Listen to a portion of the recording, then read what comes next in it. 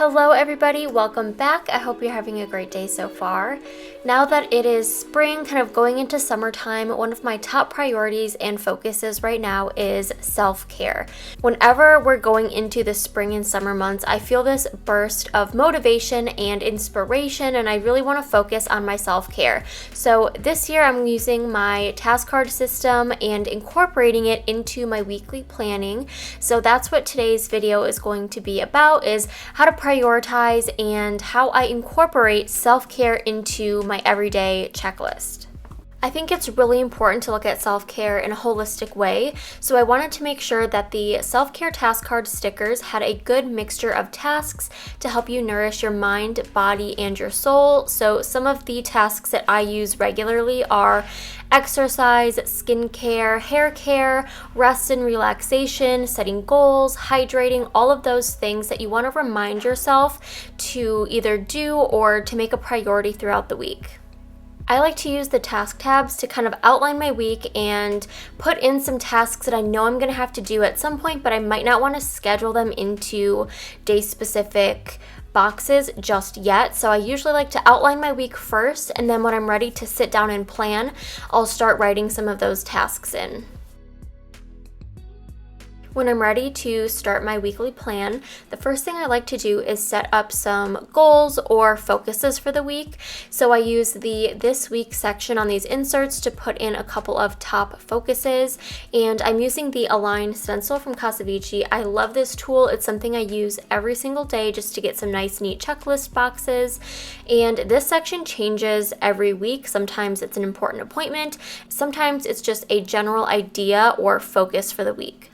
And this is my A5 agenda, which is my life planner. So it has everything from work, personal, family, my dogs, social events.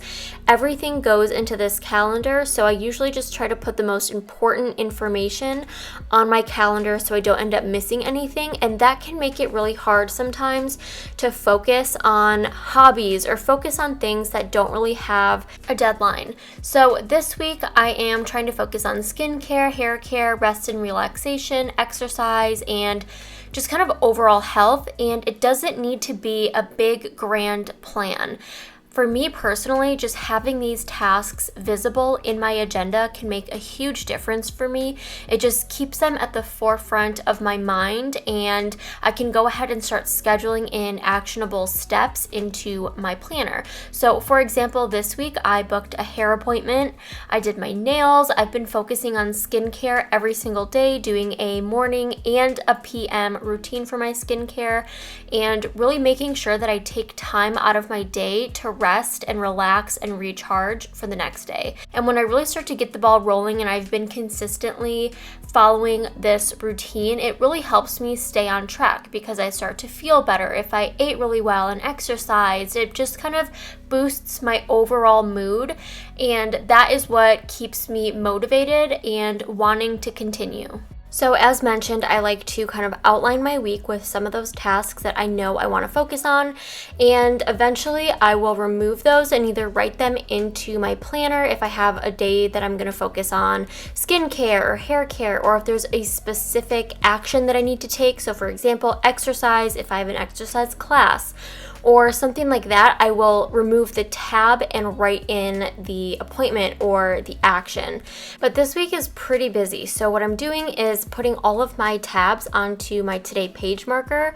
So every time I open up to my weekly spread, I can see those top priorities, and I can either grab a page flag and I can put it on my daily plan, or I can put it on a notepad piece of paper, or put it at the front of my planner if I want to. But sometimes I don't even take action. Just looking at the list sometimes is enough to remind me of my focus for the week. So I like to have it visible either in the front of my planner or on my weekly spread, because those are the two places I look the most, on my inbox and my weekly spread.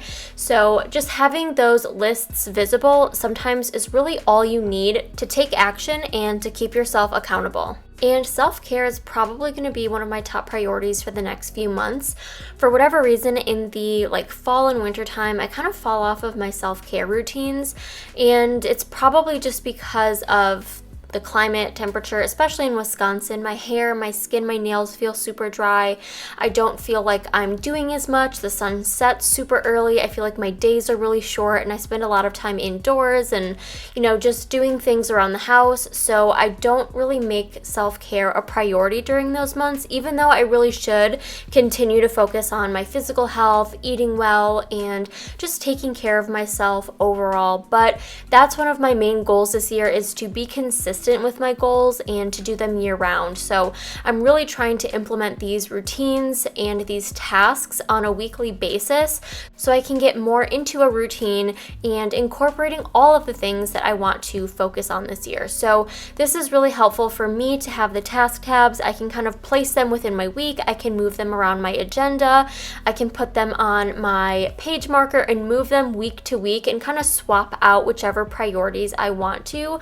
I hope that helps illustrate how I use these task tabs to set priorities in my agenda, and this system works so well for me, but of course there are other systems and strategies that might work better for you.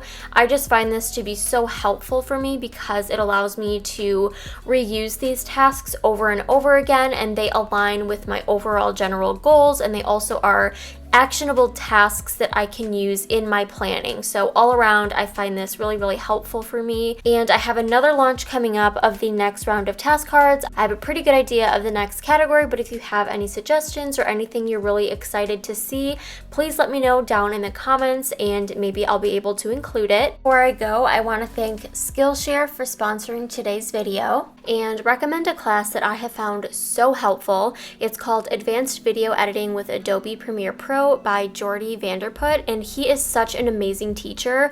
This class is more advanced, so you'll need a basic understanding of how to use Adobe Premiere Pro. There's also a beginner's course if you want to start with that and move on to this, but if you already have a pretty good understanding of how to use the software, this is a great class to elevate and advance your video editing style.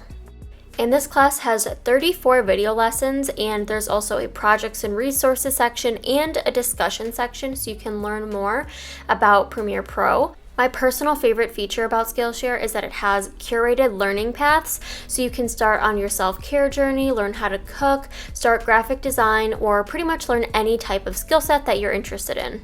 And the first 1,000 people to join Skillshare with the link below will get a 1-month free trial of Skillshare Premium, so you'll have access to all of the different classes and learning paths. So I would definitely recommend taking advantage of that if you're interested in learning more.